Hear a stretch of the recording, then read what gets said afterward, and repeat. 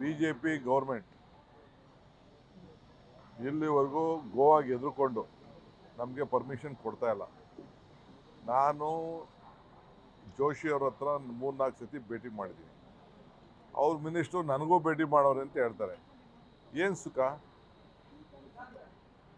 ಸುಖ ಅಂತ ಏನು ಅವರು ಆಯ್ತಪ್ಪ ಬಿಜೆಪಿ ಇಷ್ಟು ಜನ MP ಗಳು ಇದ್ಕೊಂಡು what is their contribution to Karnataka on irrigation front?